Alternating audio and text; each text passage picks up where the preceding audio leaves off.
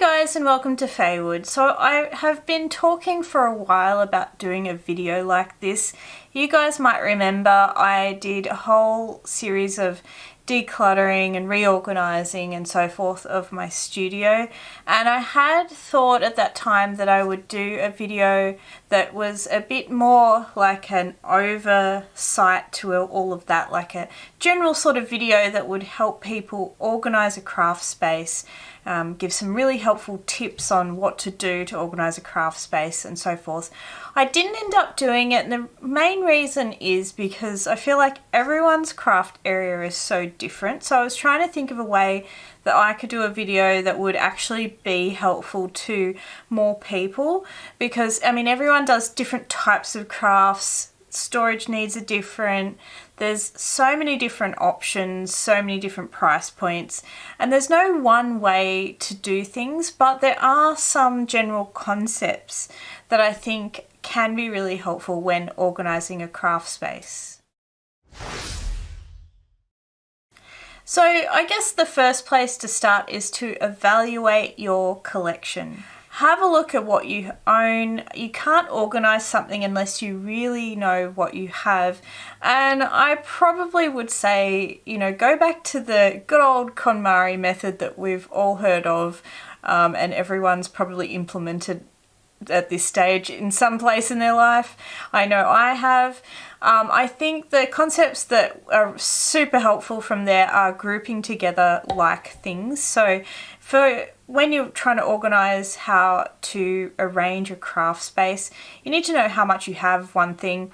I know for myself, like quite often I have a type of craft item that's scattered about in different areas, and that might just be because it's just slowly evolved that way. Like maybe I had a spot for threads, for example, but then I had this great deal for some cheap threads, which is such a me thing to do, and probably has happened, / I think it did happen, and I've bought all this new thread, for example, and then it doesn't fit in the original spot that I chose for the thread, and now it's somewhere else. So maybe I've got like all these different sections where I'm storing that. That's just like an example of how things can start to migrate around your studio.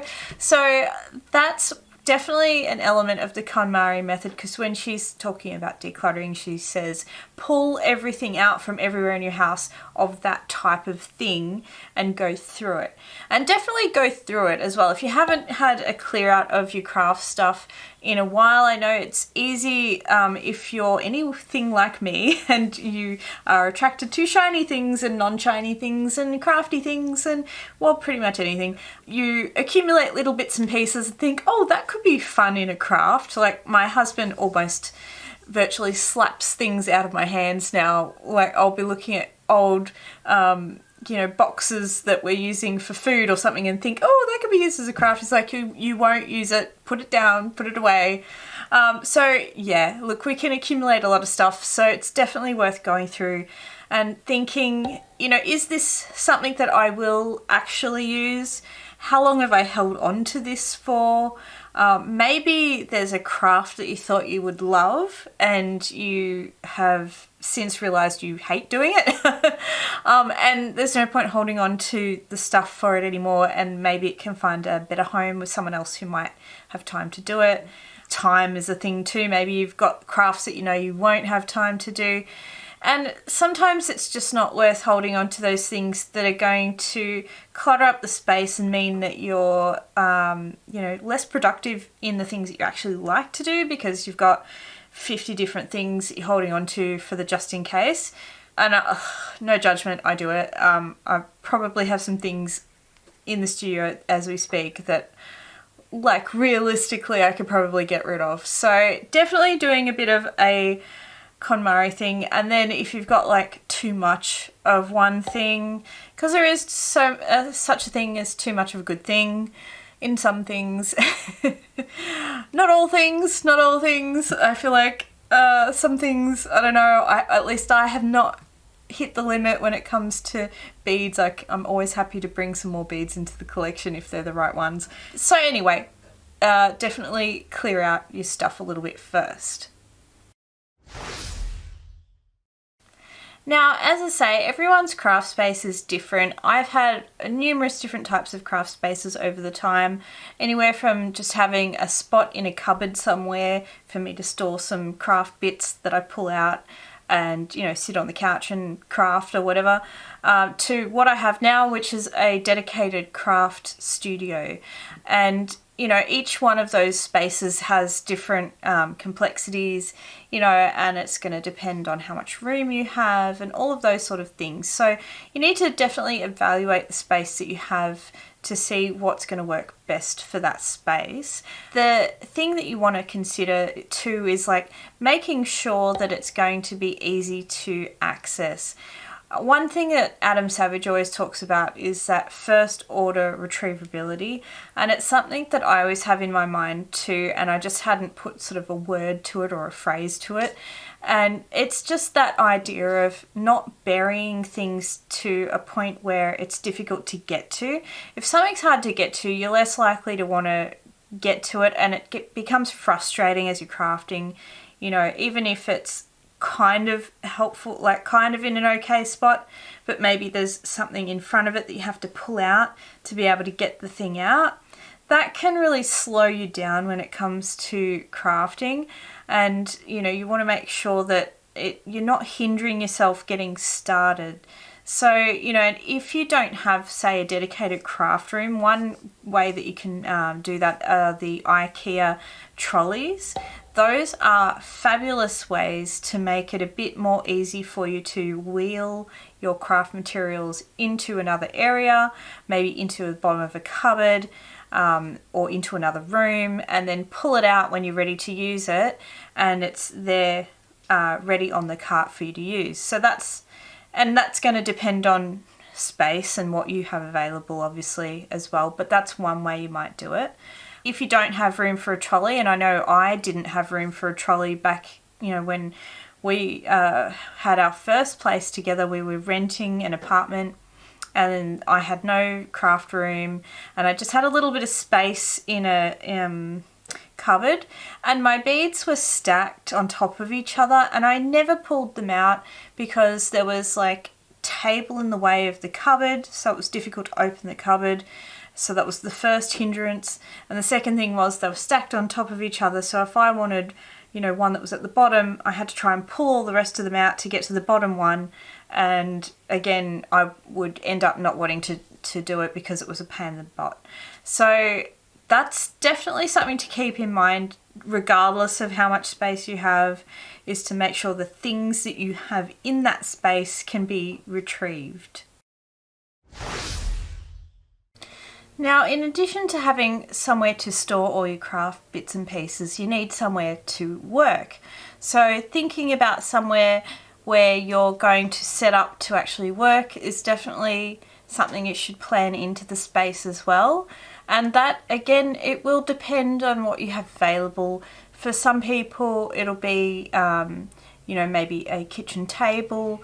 Maybe it'll be the couch. I know that's where I used to always do my crafting bits and pieces, and for that I'd just get one of those little, you know, trays. My husband just made me a little, it's just a cut out bit of like plywood or whatever with a couple of legs on it, I guess, and I just sit that on me when I'm doing any beading in front of the TV, and I still use that even though I have a craft studio at the moment.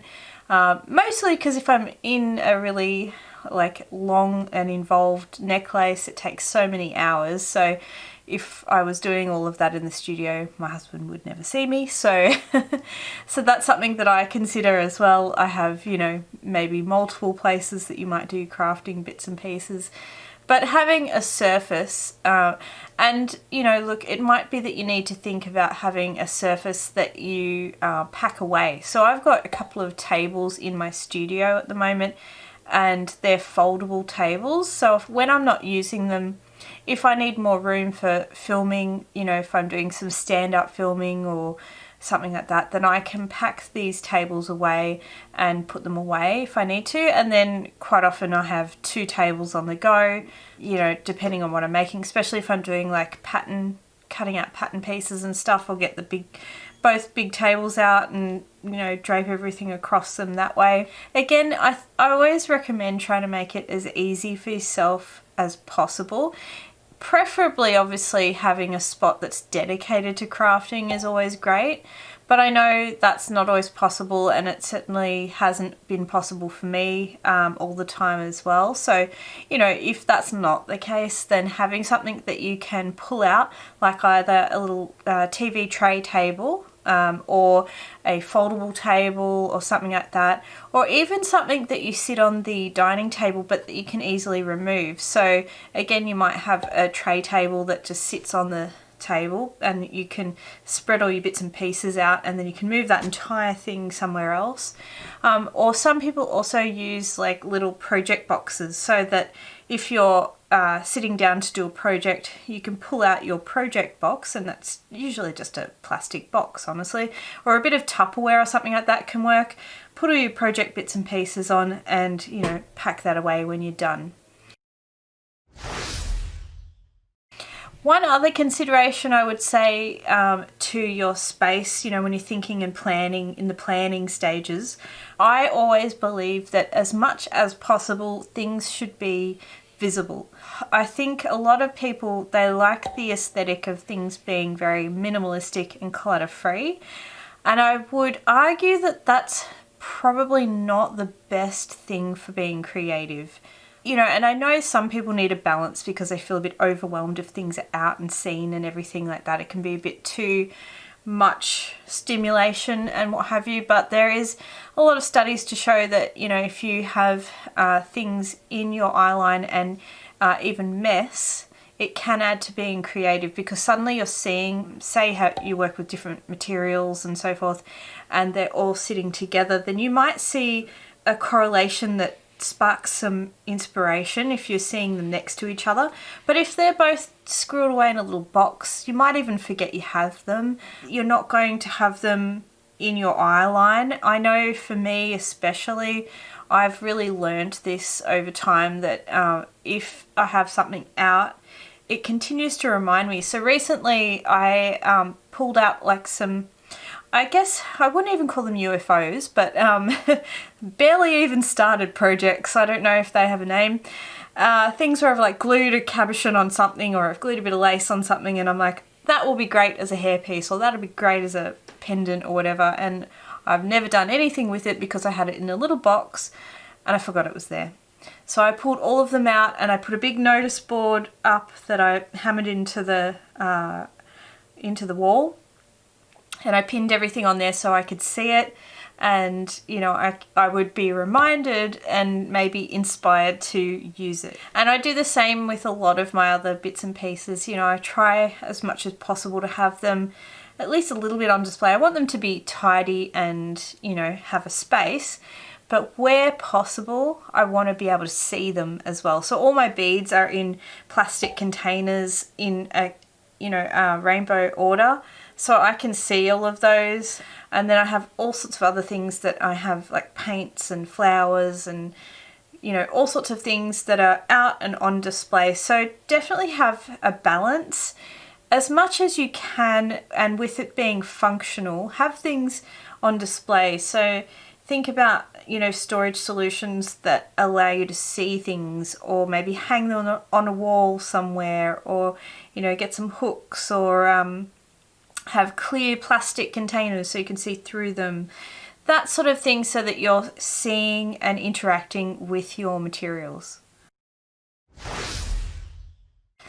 So once all of that's done, you know, you've thought about where you want to work, where you want to store things. You also need to think about the size and space of what you have available. If you've got a room, then that's fantastic, and that might mean you will first need to think about furniture for that room. So, you know, it's probably, I would always recommend, where possible, start with the bigger pieces first and then plan smaller storage around those bigger pieces, because, you know, if you buy a whole lot of little bits and pieces of storage and then your furniture afterwards, you might find they don't fit, or that you have to rethink how you store things based on the furniture that you get. If at all possible too, I would try where possible to work in that space a little bit before making any big purchases. So I always think the best way is a gradual process of organising your space.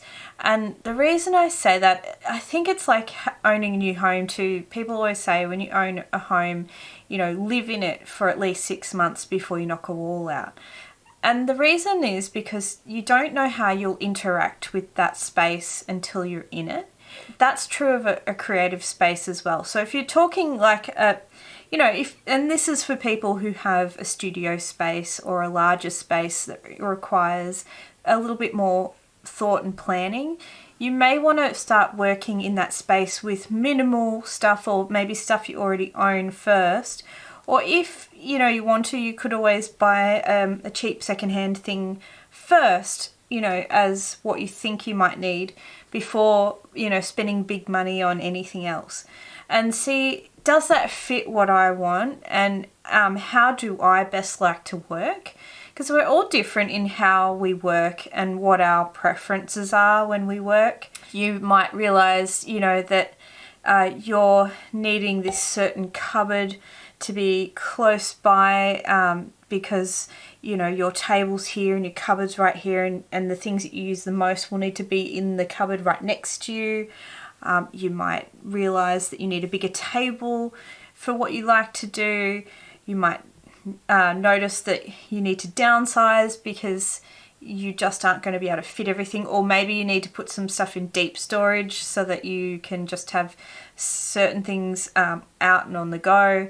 There's just lots of little things that can come into your mind of what you need to do to organise the space the best way once you start interacting with that space. But I just know for myself, working in this studio space, it's evolved so much over time, and as I continue to work in the space and everything, there's different things that I'll realise, I want to change this, or this isn't working for me, or whatever. And I haven't spent a fortune on my craft bits and pieces, my storage and so forth, so I feel like I'm not tied into this design. But I know there are a lot of expensive, all-in-one craft storage solutions out there, and some might be perfect for you, but some of them might not be, and you don't want to sort of fork out all that money and realise that's not even what you need. So I just think if you can, slowly evolve in the space a little bit, but then when it comes time to actually getting things for your studio or your space, start with the biggest things first and get those locked in, and then start thinking about smaller storage solutions.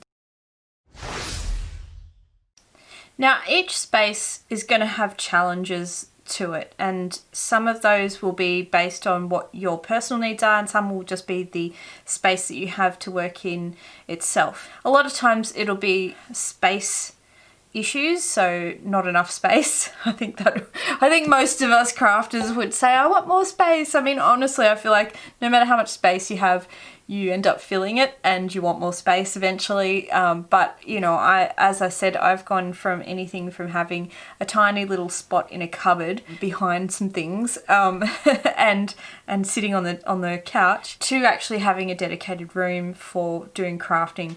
But even this room, as beautiful and wonderful as it is, and so I feel so blessed to have it, it has its challenges, and my main challenge is that I live in an A-frame house, and so my walls are on an angle for the most part, so I don't have spots to hang, artwork doesn't hang as normal, for example. I can't hang a lot of stuff on the wall hanging straight down because it'll just be at your head.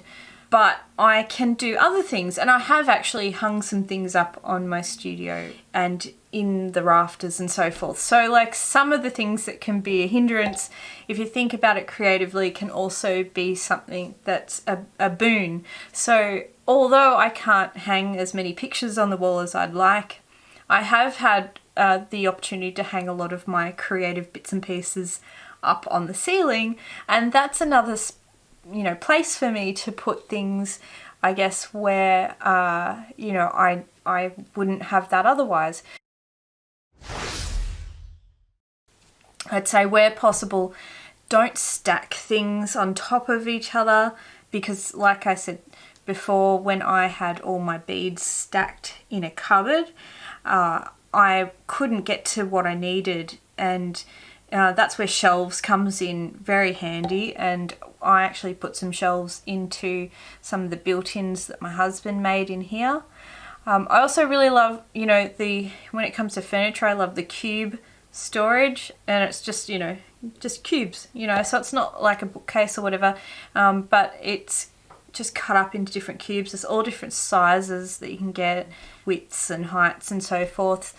And I just like the idea that each little cube nook can be dedicated to a certain thing. And sometimes I'll need multiple things, multiple cubes to fit all my stuff across the things. But I just really like that sectioning off aspect. And then if you find that you need sort of shelves in there and maybe you can't do built-ins or whatever, there's so many different storage solutions that you can get that you can sit in, either a bookcase or into the cube area or what have you. Like plastic drawers, those are fantastic, especially good if you are trying to make things easily accessible, so that you're not having to stack different separate boxes on top of each other where you would have to pull everything off to access the bottom one and things like that.